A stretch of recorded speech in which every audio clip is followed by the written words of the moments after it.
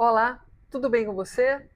Meu nome é Tamara Algauer, eu sou psicoterapeuta com graduação em psicologia e aqui no Psico Café toda semana a gente conversa sobre autoconhecimento com café, histórias e dicas para o seu clube de leitura. E essa semana eu estava fazendo uma pesquisa sobre menopausa, de como eu poderia celebrar o dia da minha menopausa, porque o mês que vem, em novembro, dia 24, eu vou fechar um ano sem menstruação. E eu queria celebrar, porque não foi fácil chegar até aqui, né? Então, eu comecei a sentir os primeiros sintomas com 44, 45 anos, e agora, 10 anos depois que eu estou fechando com mais tranquilidade, que houve toda uma adaptação do meu cérebro em relação a esse declínio dos hormônios, que é isso que é essa perimenopausa e o fechamento na menopausa desse um ano sem a menstruação. Eu tenho aqui no canal uma playlist sobre a tsunami menopausa, que você pode maratonar para você ter uma ideia do que, do que é, porque eu trouxe a indicação de um livro bem bacana que de repente você pode até trabalhar no seu clube de leitura. Ou quando você abrir seu clube de leitura, você pode estar trabalhando esse livro, porque é legal você discutir isso com mais mulheres. Enfim, e aí eu tava procurando algumas informações, né, pesquisando sobre a diferença da celebração da primeira menarca, né, que é a primeira menstruação na menina, né, e quais são as celebrações, como os povos, as culturas trabalham essa primeira menstruação na menina, os povos indígenas e outras culturas, na Grécia, né, e como é celebrado, se é celebrado, a menopausa, que é esse fim do ciclo fértil da mulher, né? Então, existem muitas celebrações das meninas, né? O fato de ter o aniversário de 15 anos da menina, que é um marco assim bem estabelecido, né? Que é a festa de 15 anos da menina, é um exemplo clássico, que é a celebração, né, da possibilidade dessa menina é uma mocinha, então vamos apresentá-la à sociedade, né? Então tem muito a ver com a menstruação, sim. Hoje a gente sabe que essa menstruação vem até antes, mas existe um parabéns, ela virou mocinha, você ficou sabendo da nossa querida, da nossa filha, da nossa, né, sobrinha, ela virou mocinha, ela já é mocinha, não sei o que, tem um tititi em cima, tem uma virada assim da menina para a mocinha com a chegada da menstruação.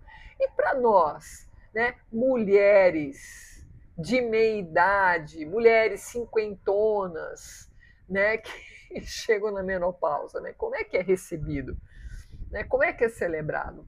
E aí eu fiz um levantamento e me fiquei muito surpresa, porque hoje, dia 18 de outubro, é o Dia Internacional da Menopausa. Olha, tem um Dia Internacional da Menopausa, né? E é hoje, dia 18. Falei, nossa, justo no dia que eu quero publicar o vídeo, no sábado, lá no canal do Psico Café, queria estar falando um pouco sobre isso. Que interessante. E aí eu fiquei pensando, poxa, é lógico, essa data ainda até virar uma data comercial, né? Como, sei lá, Dia das Mães, Dia dos Pais, né? Mas que apelo comercial que tem que ter nessa data, né? Porque tem que ter um apelo comercial, não é verdade? Ok, sei lá, as academias, né, que estão cada vez mais lotadas, né, de pessoas 50 a mais, né, e o quanto que está importante a, a musculação, né, musculação é uma atividade muito prescrita para mulheres que estão nessa fase da perimenopausa, a menopausa, enfim, fico aqui pensando como que futuramente esse dia 18 de outubro pode ser, né, usado como né, você de repente ser um segundo dia da mulher, entendeu? Ser um segundo dia da mulher, o dia da menopausa, né, que é esse momento especial da mulher. E por que, que não é visto ainda como um momento especial da mulher? Porque eu tô querendo celebrar a minha menopausa o mês que vem, mas não tô achando muito como. É quase uma vergonha. Às vezes eu fico até um pouco constrangida em celebrar a minha menopausa por conta do etarismo, de como as mulheres e os homens, né? 50 mais, 55 mais, os sessentões de maneira geral, como são recebidos na sociedade. E as pessoas de 70 anos, e as pessoas de 80 anos, e as de 90 anos, né? Então, assim, eu tenho um certo constrangimento, porque é visto como velhice a menopausa, e existe muito sofrimento ainda, né? Porque a reposição hormonal ela está começando a ter, tá começando a se descolar da palavra câncer de uns tempos para cá, né? Então melhorou muito, mas ainda falta muito o que andar. Mas eu só tenho uma menopausa para celebrar assim a chegada dela, né? Vai ser o mês que vem. Como é que eu poderia fazer? Então, dentro dessas minhas pesquisas, nas diferentes culturas, a menopausa ela é recebida como essa mulher sábia, essa velha sábia, né? Na Grécia, como elas se tornam oráculos, né? Então, quando eu não sei direito o que fazer da minha vida, quando eu estou num impasse muito importante, eu vou até a essa mulher perguntar para ela, né? Eu achei muito lindo isso quando você pensa, né, numa mulher que chega na menopausa, ela poderia virar um oráculo da família, ela poderia se tornar um oráculo de mulheres mais jovens, né? Então, assim, mas não é isso que a gente vê, né? Infelizmente não é isso que a gente vê. Mas vamos ver, né? Assim, quando a gente trabalha com clubes de leitura, inclusive eu tenho um curso completo de como se abrir e manter um clube de leitura, que eu vou deixar o link de compra fixado no primeiro comentário desse vídeo. E eu trabalhei com clubes de leitura durante 15 anos. E você, em clubes de leitura, é comum, dependendo do livro que você trabalha, por exemplo, Mulheres que Correm com Lobos é um livro que atrai mulheres de todas as idades.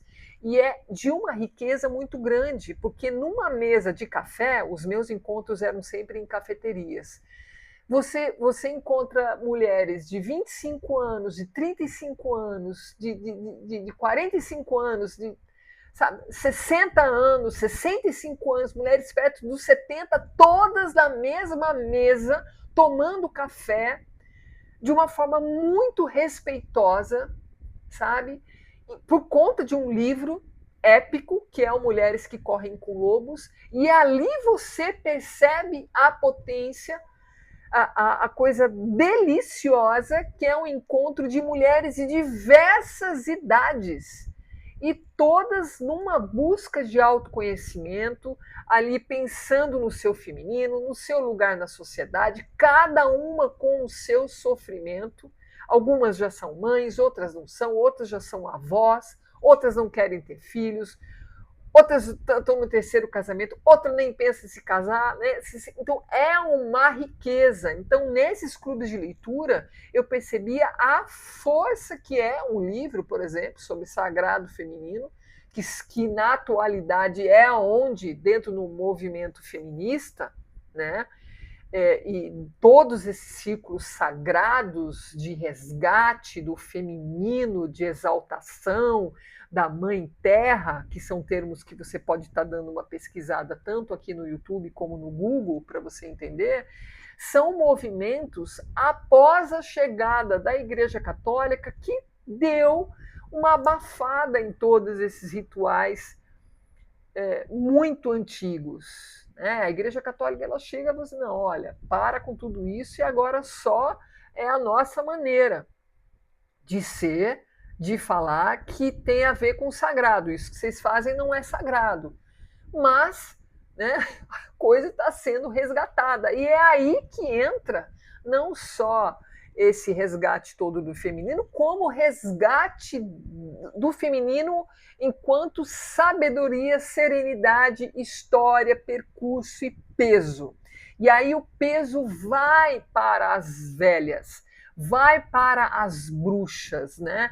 Então, bruxas no sentido do cultivo, de ervas, de conhecimento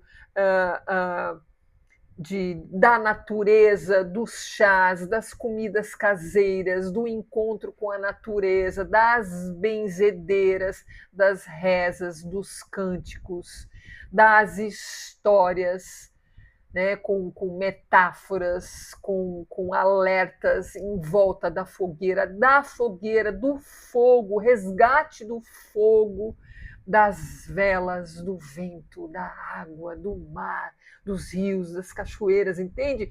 Então aí começa todo um movimento que começa realmente, ressurge esse assunto do poder do feminino. Mas ainda, nesse nosso mundo urbanoide, de que a gente tem que cuidar da casa, de que a gente tem que trabalhar, que a gente tem que pagar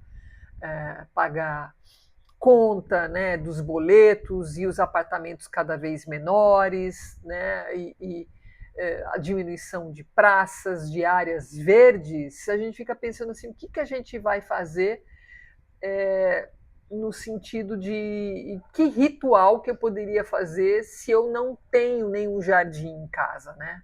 O que eu poderia fazer para celebrar encontros com mulheres? Um deles é clubes de leitura, pronto, acabou. Já te digo que é realmente muito forte, potente.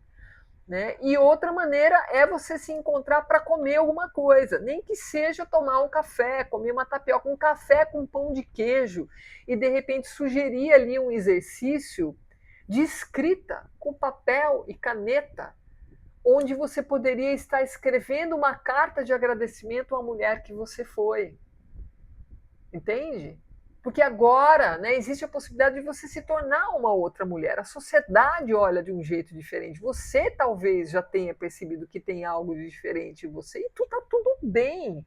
Né? Esse diferente não precisa ser ruim. O diferente é só diferente. E por que não esse diferente ser um grande e melhor momento da sua vida? Por conta de uma perspectiva, por conta de um dane-se, do botão do dane-se que você conseguiu apertar para vários assuntos que você, no decorrer da sua vida, você percebeu que não faziam sentido nenhum, mas quando você tem 20, 30, 40 anos, nossa, é um desespero, né? Então, é interessante, de repente, fazer um exercício de carta de agradecimento para essa mulher que você foi, como sugestão. E aí, de repente, picar essa carta, sabe?